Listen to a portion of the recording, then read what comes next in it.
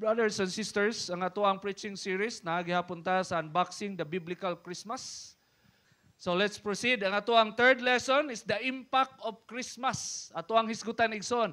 Unsay dala, no? Unsay impact, unsay dala sa Christmas igsoon nga makita nato sa kalibutan, because as for now, we can literally say that the Christmas has really a great impact to the whole world.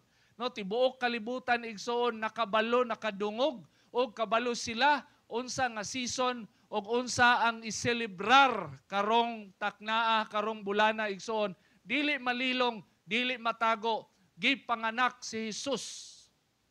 Mao na siya ang ato ang madungog, mao na siya ato ang makita bisag asa ka mo tan-aw sa palibot, no? Even sa Saudi, Dubai, gi-adapt na nila na sila Christmas village didto.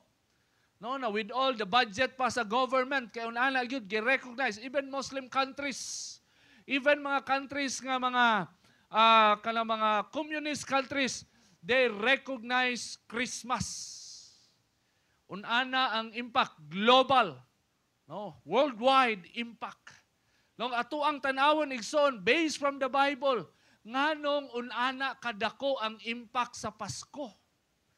Nung anong unana ang iyang giabot og hangtod sa pila ka dekada, pila ka tuig pa ang mulabay, dili gyud siya mapalong og magsigi siya og saka, magsigi siya og kadako hangtod sa tibuok kalibutan na gyud, di na gyud ka-resist magselebrar na gyud sa Pasko.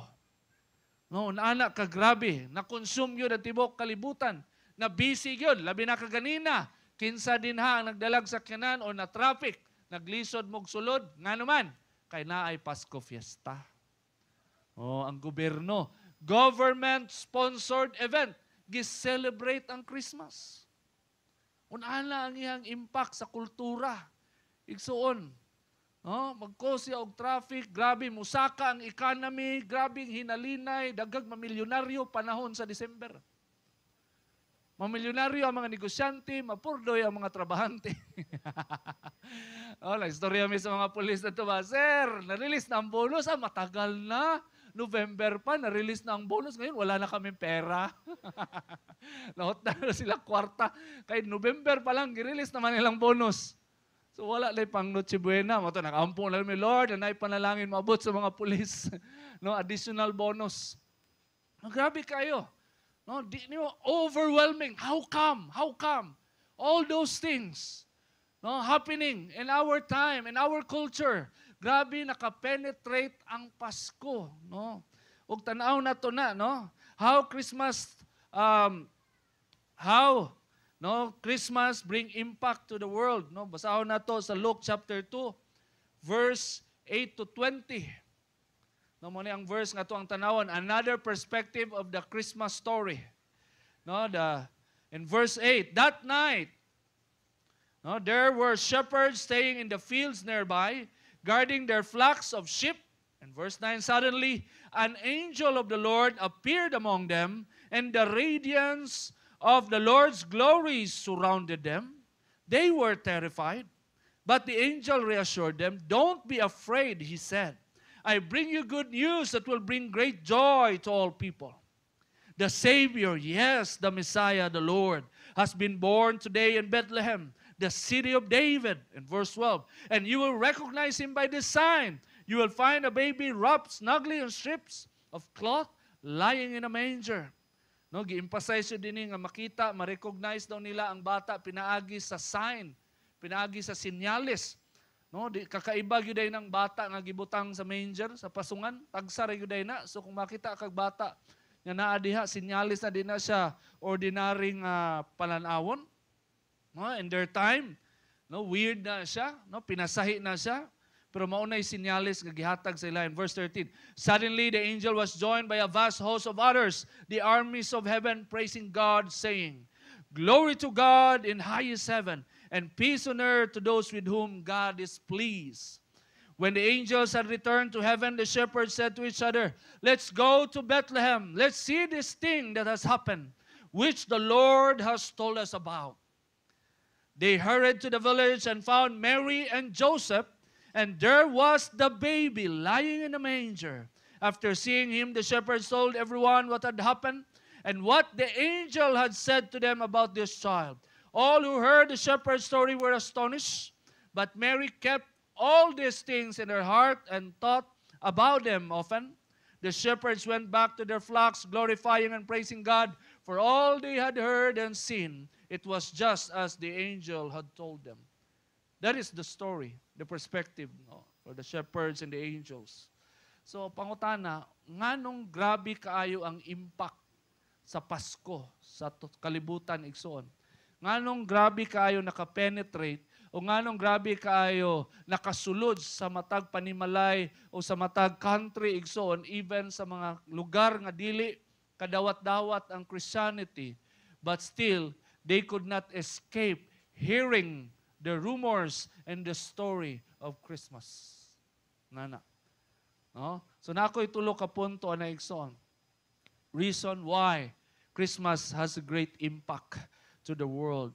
The number one there is it's because Christmas, no? It's true divine revelation. Nai-impact ang Pasko sa tibuok kalibutan tungod kay nasugdan siya divine revelation. Unsay pasabotan ng divine revelation? Na ang Pasko igsoon dili siya ordinary phenomenon. Dili siya ordinaryo lang nga celebration. Wala siya gisugdan sa tao. Ang nagsugod sa selebrasyon ang Diyos mismo. Ang langit mismo ang nakaisip, ang langit mismo ang nagmugna, maunang ni flourish good siya o maunang di good siya mapugnan o di good mabangbang ang iyahang influence sa tibuok kalibutan because it was started with a divine revelation. In Luke chapter 2 verse 8 to 14, no, giingon din the night there were shepherds staying in the fields nearby guarding their flocks of sheep. During that time, ang mga tao wala sila nag-expect na ay baby Jesus ipanganak. Walay tao nag-expect, walay tao nag-vigil, nag-ampo, nagsakripisyo, walay tao nga nagsigi og hilak, matag adlaw, gabi, nga padalaan silang Mesiyas, padalaan silang manluluwas. Pero unsa ato ang mabasa in verse 9, suddenly an angel of the Lord appeared among them. Suddenly, all of the sudden, ning kalit lang, ning buto lang og pinakalit. Wala gi pangayo, wala gi handom, wala gi ampo. Ning kalit lang og appear. Ning kalit lang og reveal ang Dios pinaagi sa mga anghel. Kuyaw kayo. No, nauna gyud, initiative gyud sa langit, initiative gyud sa Dios, no, ang Pasko. No? And gingon din suddenly an angel of the Lord appeared among them and the radiance of the Lord's glory surrounded them. Walay nag-expect. Mauna ang mga shepherd, perti nilang hadluka kay abi nilag unsa ang ilang nakita. Imagine na, nag-service sa diri, mukalit ag-appear ang mga angels. Tagbo kag dagan sa elevator. Tagbo kag pindot, di musaka ang elevator. Oh. Nahadlok sila. They were terrified. Nga naman, because they did not expect it. Walay na-expect nga naay something amazing ang mahitabo anang gabiuna, pero pinaagi sa pagpadayag sa Dios, no, gi-reveal niya nga naay manluluwas, naay Mesiyas nga gipanganak anang adlaw. Ang langit maoy nauna igsuon. Mao nang dili katingalahan nga ang Pasko ni kaylap sa tibuok kalibutan. No? Padayon na itong basa. But the angel reassured them, don't be afraid. He said, I bring you good news that will bring great joy to all people. The Savior, yes, the Messiah, the Lord, has been born today in Bethlehem, the city of David. That's Christmas. The Savior, the Messiah, has been born today. Diba naikanta? Jesus is born in Christmas Day. Katawag ko usahin, may Christmas Day pag anak ni Jesus. Wala pa may Christmas Day. Dito naman gitawag nga Christmas Day sa diyang naanak na siya. Technical lang good. Kalingawan lang good. No?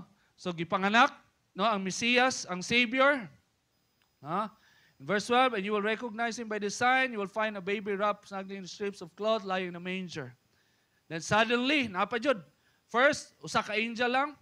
Then, next, suddenly the angel was joined by the vast host of others, the armies of heaven, praising God and saying, Glory to God in highest heaven, and peace on earth to those with whom God is pleased. It's so amazing. It's so glorious.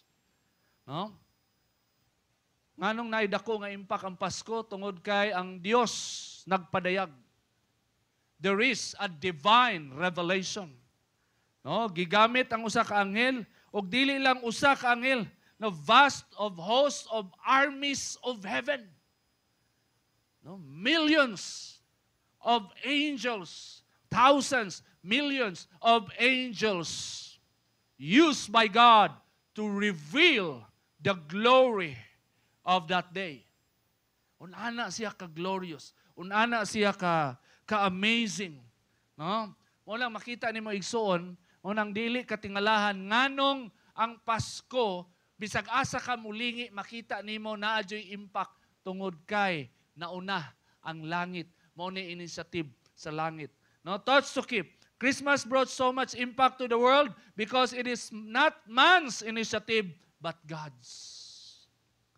Kisa ba'y nakatisting dinhi ka ng gusto gani ka mumugna o ka ng culture sa balay ba? Mag-usap. Ato agin yung buhato na nga, magtapok yun ta kada Pasko, di ba? Mga anak, no, sabot-sabot mo. Or New Year. Pag New Year, diri kita, tapok ta. Pero usahay, no, usahay, di matuman.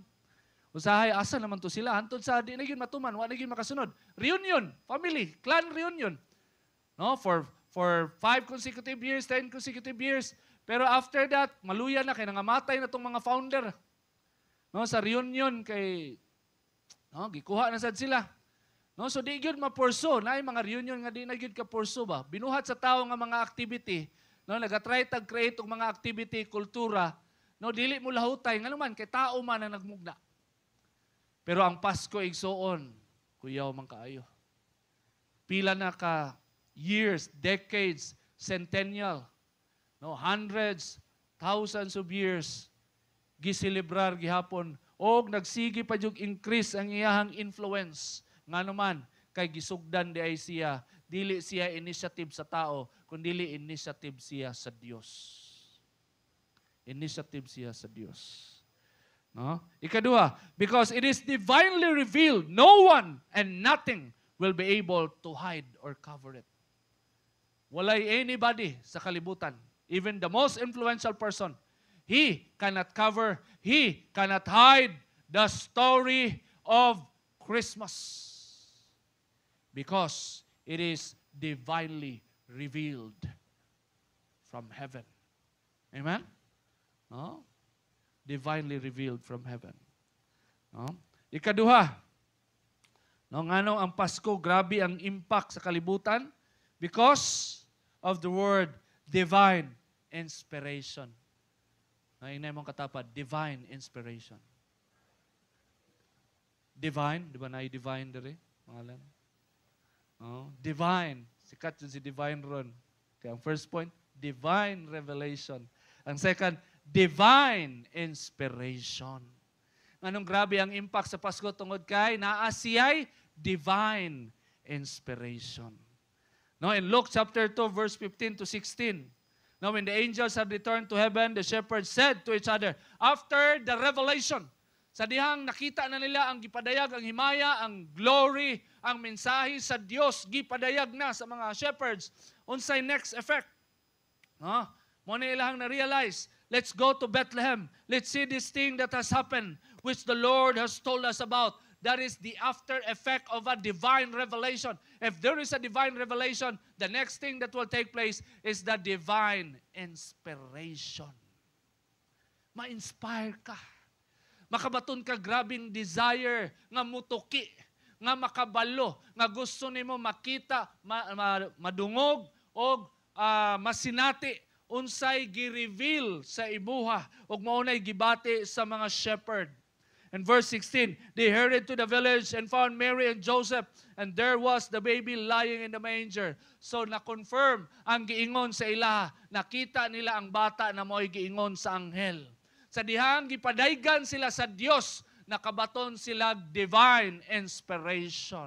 And that inspiration created desire to seek and confirm the revelation being revealed by the angel. Divine inspiration. Munang digid mapugngan, igsoon. Kaya nagsugod siya divine revelation, and then nakabaton og inspiration ang mga tao nga nakadungog no, sa revelasyon. No, to confirm in Philippians chapter 2 verse 13, giingon din ni Apostle Paul, for God is working in you, giving you the desire and the power to do what pleases Him. So, nakita ninyo, igsoon? No, according to Apostle Paul, God is working in you, in your life, giving you the desire and the power to do what pleases Him.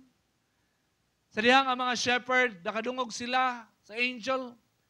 No? Nga naay gipanganak, ang Mesiya, gipanganak anang adlaw, the Savior, lying in a manger.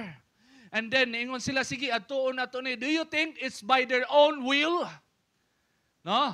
Nga, nituman sila, nituo sila. According to Apostle Paul, it is God working in us, giving us the desire and the power to do what pleases God. So, kana di ay makadungog kag mensahe gikan sa Dios. Tapos makabaton kag desire nga motuo, mutuman, muadto, o gusto nimo masinati unsa ang imong nadunggan, ang Dios di ay nagapamuhat ana sa imong kinabuhi igsoon. Ingna mo katapad, ang Dios di ay. Ang Dios di ay igsoon. Siya di ay. Abi natog atualan jud pagpili.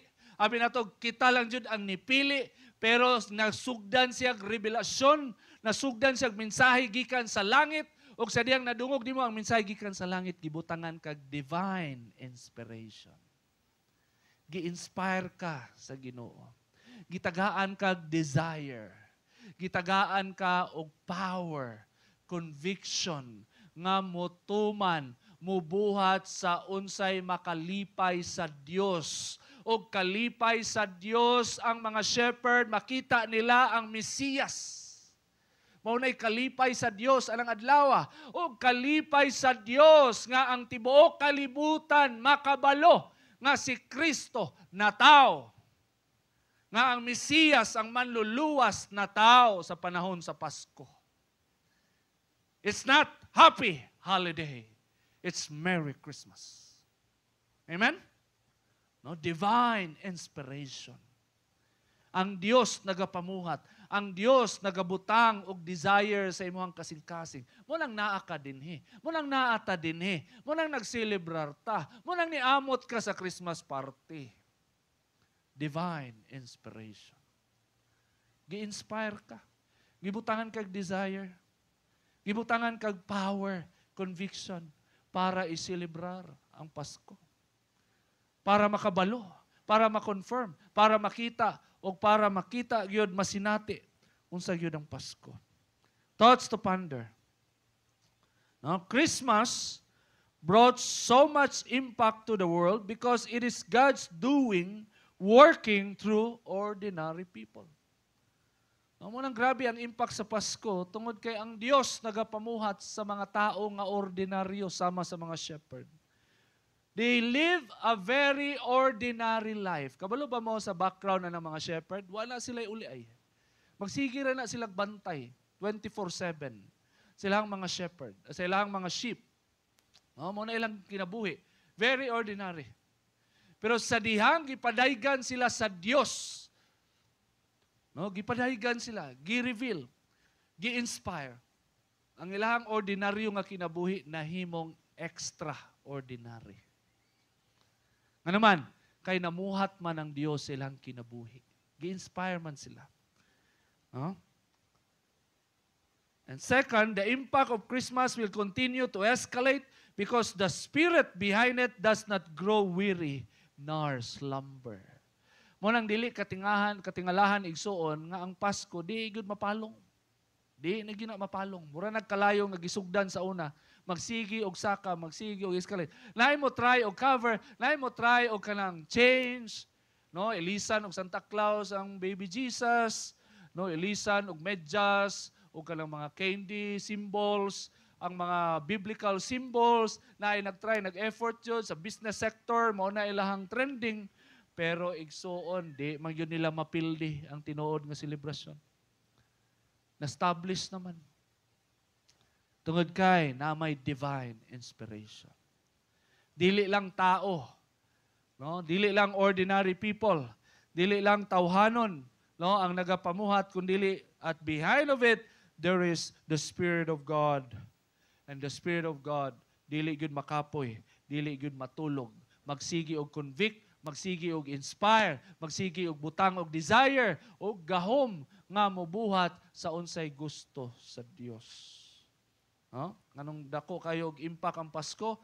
Because it is divinely revealed, it is divinely inspired, and the third one, it is because there is what we call divine commission. Divine commission. Now in Luke chapter 2, verse 17 to 19, what do you mean by divine commission?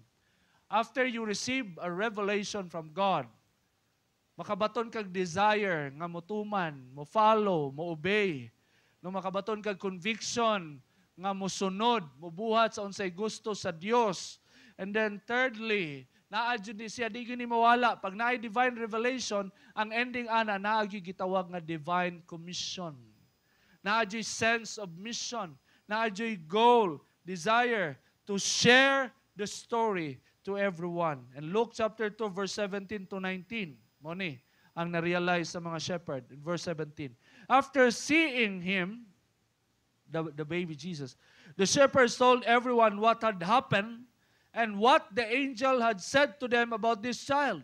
So ang gibuhat sa mga shepherd, giingnan nila ang mga tao nga ilang kaila. No, giingnan nila.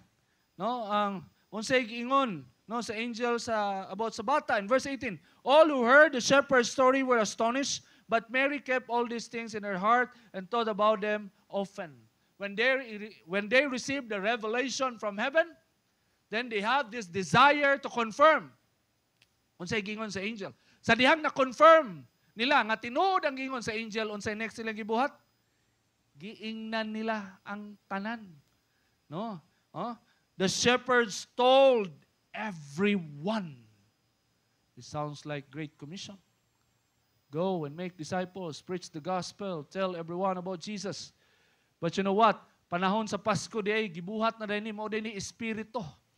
No, mao din ni espiritu sa Pasko. Pag naang espiritu sa Dios naadyo ning komisyon. No, nga naadyo tao nga i-komisyon gamiton sa Dios nga mamalita sa maayong balita. Amen? No? Divine commission. No? The shepherds told everyone what had happened and what the angel had said to them about the child, the Messiah, the Savior of the world. Mo nang ang Pasko, igsoon, di yun mapalong, di yun mapildi, di yun makaveran, di yun maundang, igsoon. Yung ano man, it is divinely revealed, it is divinely inspired, and the people who received the revelation and the inspiration were divinely commissioned. Gitagaan sila og misyon, og ang misyon nila, isangyaw ang mensahe, isangyaw unsa gyoy tinuod nga nagpaluyo sa Pasko ug maunay katuyuan sa simbahan matag December mawali gyud tag biblical nga Pasko, biblical nga celebration para ang espiritu sa Pasko dili makaberan sa mga material nga butang. Kay pag Pasko baya tapos walay bag-o nga sinina minghoy kaayo. Amen? Ha? Pag Pasko baya, pag walay panalangin, walay blessing, walay bonus, minghoy kaayo. Nakalimot sila nga sa dihang gipanganak si Jesus, walay gani siya kwarto nga matulugan.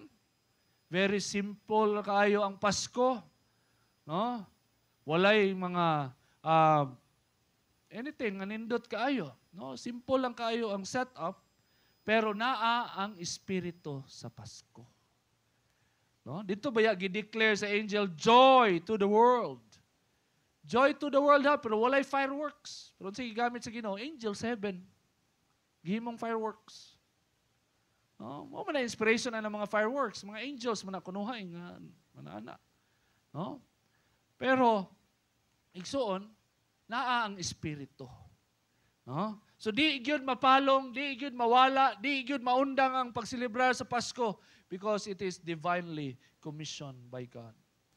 No, people who heard the message, people who learned the message, they will share the message that the Savior is born today. Thoughts to ponder. Christmas brought so much impact to the world because it has the influence and the power of making people talk about it. Pinasahi man yun ang mensahe sa Pasko, igsoon. Pinasahi man yun. No? The virgin birth. No? Mary. No? Birhen, nabuntis, gipanganak. No? Ang mga three wise men giguide og bituon, star, para makatuod sila. No? Sa una, wa pa nauso ang Google Map, GPS, Waze. Pero kuyaw kayo, ang Ginoo advance kayo technology, star. No, sa diyang naabot na sila sa area asa sila mo ato, nawala na ang star, natun-an jud nila, wag yun sila nasaag. Pero karon maski nanay GPS, nanay kuan, moadto ka sa amo ang balay, masaag jud ka. Mga BLSO, uban ikatulo na nakaadto kaupat, masaag gihapon pastor, so gini yung balay oy. No? Pero ang mga three wise men, wise gid sila no. Isa ra ka bituon ni guide, walay GPS, tan-aw lang silang star, katuod sila. Oh, wa pag yung room number. Oh. It's so amazing. Huh?